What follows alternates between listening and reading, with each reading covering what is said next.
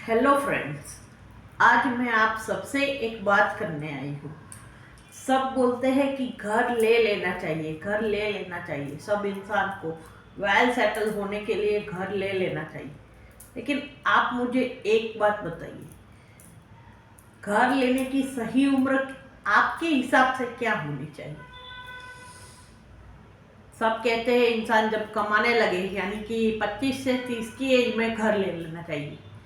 क्या ये सही बात है? मेरे हिसाब से तो नहीं है।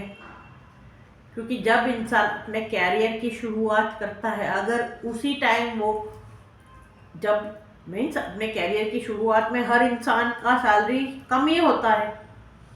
उसको ये भी नहीं पता होता कि उसे लाइफ में अभी 4-5 साल लगेगा, 2 साल लगेगा। और उसी एज में अगर आप लोन लेके घर बना भी लेते हो तो आपके सबसे पहली बात तो ये है कि आपका पूरा जो सैलरी है उसमें से 70% जितना ईएमआई में चला जाएगा और आप एक ही सिटी के अंदर बंद जाओगे। दूसरी बात, घर बना भी लिया आपने, लेकिन अगर इंसान को जॉब चेंज करने का मन हुआ 2-3 साल के बाद, अगर आपको लगा कि चलो इससे बेटर मुझे ऑप्शन मिल रहा है दूसरे सिटी में, तो आप सेटल भी नहीं हो पाओगे। क्योंकि आप इतनी बड़ी लोन लेके बैठे हो, करे हो, तो सबसे पहले तो आपको ईएमआई की टेंशन आ जाती है, कर जाती है। तो सब बोलते हैं कि हाँ घर पहले ले लो, बाद में शादी कर लेना।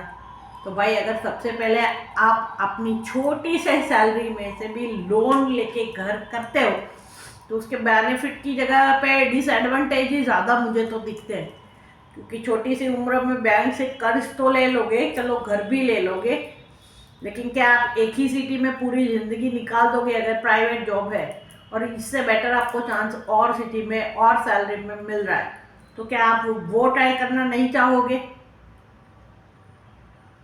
शादी होने के बाद चलो शादी भी कर ली, 3 साल के अंदर घर भी ले लिया, शादी भी कर ली।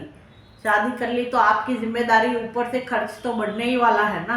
पहले एक लोग अपना खुद का पूरा करते थे, अभी वाइफ का भी तो आपको एक खर्च उठाना पड़ेगा। जरूरी तो नहीं है कि हिंदुस्तान की सारी औरतें कमाती हो। हिंदुस्तान की सारी औरतें 90% शादी के बाद जॉब नहीं करती होती, तो उसका भी तो खर्च उठाना पड़ेगा। कम सैलरी में आप क्या क्या करोगे? ईएमआई भरोगे या घर खर्च चलाओगे?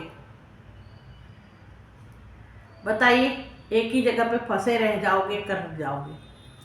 तो जब तक मुझे लगता है तब तक इंसान को 25 से 30 के अंदर घर नहीं लेना चाहिए। लेकिन अपने कैरियर में आप सेटल हो जाओ, शादी कर लो, शादी को 2-3 साल जाने दो, करने दो, बाद में घर लेना चाहिए। आफ्टर 30 घर लेना चाहिए।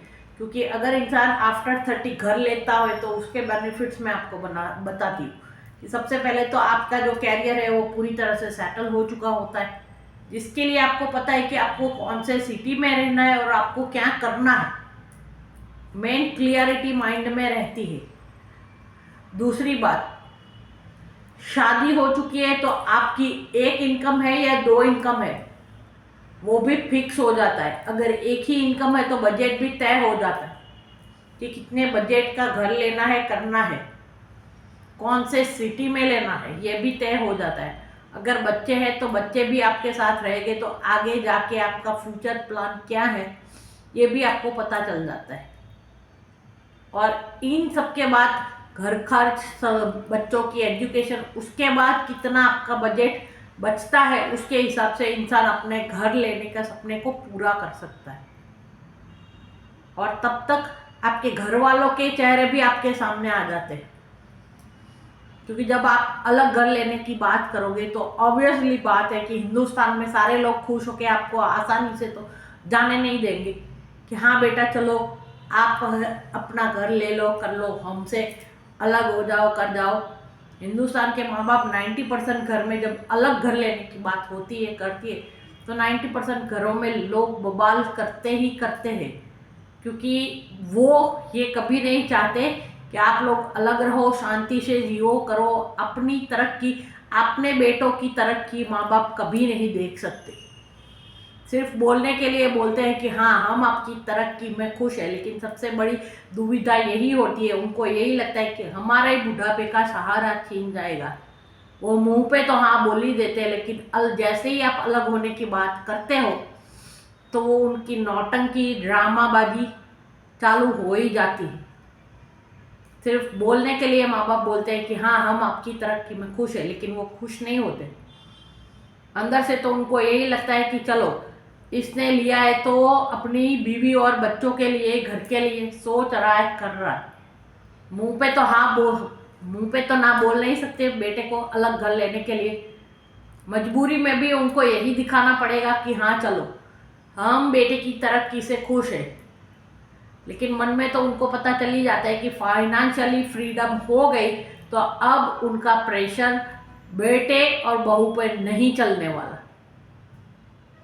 इसी बात का डर रहता है, करता है, जिसका फ्रस्ट्रेशन वो मुंह पे तो नहीं निकाल सकते, लेकिन उनके मन में ये तो समझ में आ ही जाता है कि अब बेटा उनका हाथ से गया, उनकी वह बहू भी उनके हाथ से गई, और वो लोग अपने फाइनेंशियल डिसीजन लेने के लिए स्वतंत्र हो गए। ये स्वतंत्रता माँ बाप को किसी भी कीमत पे परवड़ती नहीं है, क्योंकि उन लोगों ने अपनी पूरी ज़िंदगी जॉइंट में निकाली होती है, उसके लिए उनके बेटे बहू भी जॉइंट में रहे, यही उनकी इच्छा होती है। लेकिन अगर बेटा कैपेबल है और अलग होना चाहता है तो कोई माँ बाप हंसी खुशी से उसको हाँ नहीं बोलते। ये भी आज के समाज की कड़वी हकीकत है। तो जब भी आप अलग घर लेने के बारे में सोचे करें तो सबसे पहले तो उनके नाटकों को, माँ बाप के नाटकों को झेलने की क्षमता, मेंटल कैपेसिटी बनाए रखें, क्योंकि उनके हाथ से जो कमाऊ बेटा था, जो घर में घर खर्च देता था, करता था, वो इनकम अब ईएमआई में जाने वाली है। और उनके लिए यही सबसे बड़ी बात होने वाली है कि जो बेटा आज तक पैसे देता था माँ बाप को, बिना जितना मांगते थे करते थे उतना उन पे लुटाता था, करता था, अब उसका पैसा ईएमआई के तौर पे कटेगा, लोन के तौर पे कटेगा यही, और अपने वाइफ और बच्चे का फ्यूचर सिक्योर करेगा, ये उनको किसी भी कीमत में जचेगा ही नहीं।